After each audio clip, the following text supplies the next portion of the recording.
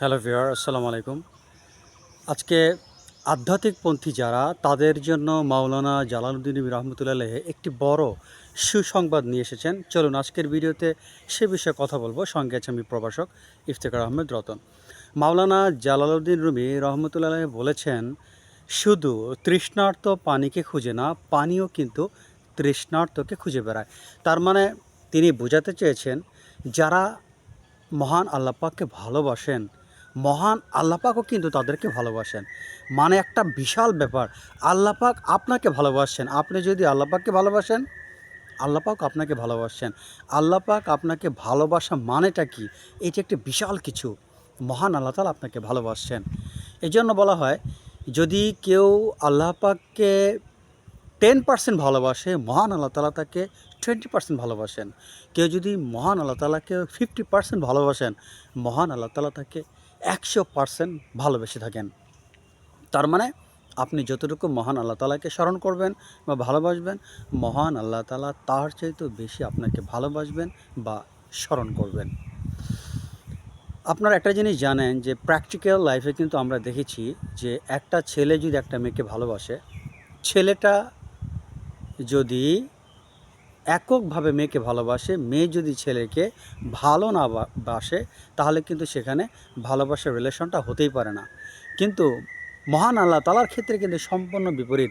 আপনি যখন মহান আল্লাহ তাআলাকে ভালোবাসবেন, তিনি আপনাকে অবশ্যই ভালোবাসবেন। আবার আরেকটা জিনিস খেয়াল করেন যে আমরা দেখি আমাদের প্র্যাকটিক্যাল লাইফে, আমরা যদি কোনো মেয়েকে পছন্দ করি, সেই মেয়েকে যদি ভুলে যাই, তাহলে কিন্তু সে মেয়েও আমাদেরকে ভুলে যায়। সিমিলারলি আপনি যদি মহান আল্লাহ তাআলাকে ভুলে যান, ডেফিনেটলি মহান আল্লাহ তাআলা কিন্তু আপনাকে ভুলে যাবেন। তার মানে ভালোবাসার যোগসূত্র স্থাপন করার মধ্য দিয়ে আপনাকে সেটাকে কন্টিনিউ করতে হবে। দেন আপনি ধীরে ধীরে মহান আল্লাহ তাআলার নৈকট্য অর্জন করতে পারবেন। একটা চমৎকার বিষয় বলছি, হয়তো এটা আপনারা অনেকেই জানেন না, জেনে অবাক হবেন।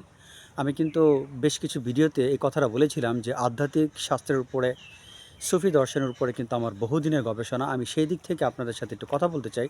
সেটা হচ্ছে কি জানেন, ভালোবাসাটা কে প্রথম প্রপোজ করে?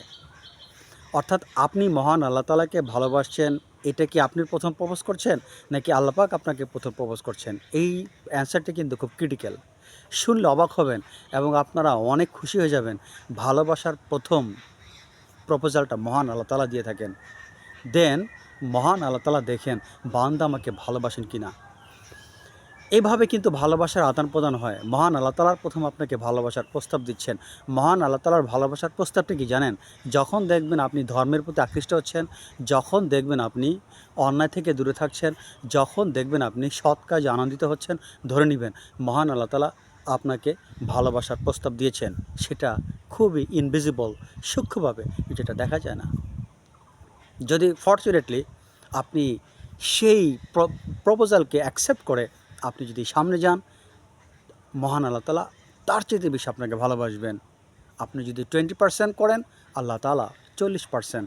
এইভাবে ভালোবাসতে বাসতে আপনি যত বেশি ভালোবাসবেন, মহান আল্লাহ তাআলা তার চেয়ে বেশি আপনাকে ভালোবাসবেন। এই ভালোবাসার লেনদেনের মধ্যে, আদান প্রদানের মধ্য দিয়ে পরিশেষে আপনার মধ্যে এমন একটা অবস্থা সৃষ্টি হবে যে আপনি প্রতি মুহূর্তে মহান আল্লাহ তাআলার স্মরণ ছাড়া আপনার পক্ষে সারভাইভ করাটা খুবই হার্ড। আপনি টিকে থাকতে পারবেন না। সর্ব অবস্থায় তাকে আপনি স্মরণ করবেন। যখন এই অবস্থায় চলতে থাকে, তখন কিন্তু মহান আল্লাহ তাআলা বান্দাকে পুরস্কার স্বরূপ তার মধ্যে মারেফাত দিয়ে দেন। মারেফাত জিনিসটা কি? তখন বান্দা যেখানেই থাকায় তাকে কিন্তু আলাদা স্মরণ করতে হয় না, মুখে জিকির করতে হয় না। বান্দা তখন যেখানেই তাকায়, যেখানেই দেখে, যেখানেই তাকায়, সেখানে মহান আল্লাহ তাআলা লীলা দেখতে পান, মহান আল্লাহ তাআলাকে তিনি দেখতে পান। এই মারেফতটা মহান আল্লাহ তাআলা সন্তুষ্ট হয়ে তার বান্দাকে এটা দিয়ে থাকেন। তখন বান্দার জন্য আলাদা করে মহান আল্লাহ তাআলাকে স্মরণ করতে হয় না। যেমন ধরেন প্র্যাকটিক্যালিভাবে আমরা যখন এই যে দেখেন আমার পিছে গাছপালা আছে, পশু পাখি সব কিছু আছে, এগুলোকে দেখছি, আলাদা কিন্তু স্মরণ করতে হয় না, কেননা এগুলো আমার সামনে বা ব্যাক সাইডে আছে। যখন আপনি মহান আল্লাহ তাআলার মারফত অর্জন করবেন, আপনাকে কষ্ট করে আল্লাহর জিকির করতে হবে না। সব জায়গায় আপনি মহান আল্লাহ তাআলাকে দেখতে পাবেন। সন্তানের মধ্যে, স্ত্রীর মধ্যে, ভাইয়ের মধ্যে, বোনের মধ্যে, মা বাবা সব জায়গায়, বন্ধুবান্ধব সব জায়গায় মহান আল্লাহ তাআলাকে দেখতে পাবেন। তখন আপনার টোটাল দৃষ্টিভঙ্গিটা চেঞ্জ হয়ে যাবে। আপনি মানুষ ঠিকই থাকবেন, কিন্তু আপনার দৃষ্টিভঙ্গিটা আগের সাথে কোনো মিল থাকবে না। যখন এই অবস্থা প্রাপ্ত হয়, আরেকটা সুসংবাদ আমি আপনাদেরকে দিচ্ছি, যখন বান্দা মারফত জ্ঞান অর্জন করে তখন কিন্তু আপনার বান্দার আরেকটা ধাপ বাকি থাকে। যখন বান্দা মহান আল্লাহ তাআলার প্রেমে ডুবে আর নিজের অস্তিত্বকে পায় না, এই অবস্থাটাকে বলা হয় ফানাফিল্লাহ। মহান আল্লাহ তাআলা ফানাফিল্লাহ দিয়ে থাকেন তার বাছাইকৃত কিছু বন্ধুদের, তিনি এটা সবাইকে দেন না। এই ফানাফিল্লাহ যখন অর্জিত হয় তখন বান্দার নিজের কোনো অস্তিত্ব থাকে না, সে সব কিছু মহান আল্লাহ তাআলার ইশারায় করে থাকে। ফানাফিল্লাহ যখন একজন আধ্যাত্মিকবাদী অর্জন করে থাকেন তখন সে মহান আল্লাহ তাআলার খলিফা হয়ে যান, প্রতিনিধি হয়ে যান।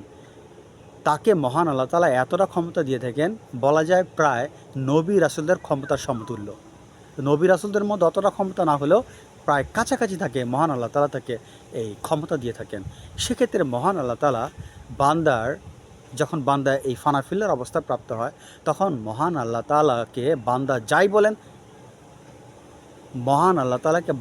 বলেন, আল্লাহ পাক তাই কবুল করেন। তখন আল্লাহ পাক স্বয়ং তাকে জিজ্ঞাসা করেন, আমি কি তোমার আয়ু বৃদ্ধি করব? তোমার কি ভাগ্য পরিবর্তন করা দরকার? বান্দার সাথে পরামর্শ করেন। এই কথাটি বলেছেন বিখ্যাত ইসলামী চিন্তাবিদ ডক্টর আল্লামা ইকবাল। আমি সেই রেফারেন্সে কথাটা বলছি। তো দেখেন একটা মানুষের মর্যাদা কত উপরে। যাই হোক, মেইন পয়েন্টটা ছিল যে মাওলানা রুমি রহমতুল্লাহ কথাটা বলেছেন, তৃষ্ণার্ত যেমন পানিকে খোঁজে, পানীয় সেই রকম তৃষ্ণার্তকে খোঁজে। সো ভিউয়ার, যারা আধ্যাত্মিকবাদী আছেন তারা হতাশ হবেন না। আল্লাহ পাক আপনাকে ভালোবাসছেন, এটা আপনি নিশ্চিত থাকেন। এর চাইতে বড় আর কী প্রয়োজন? আধ্যাত্মিক পথে চলেন,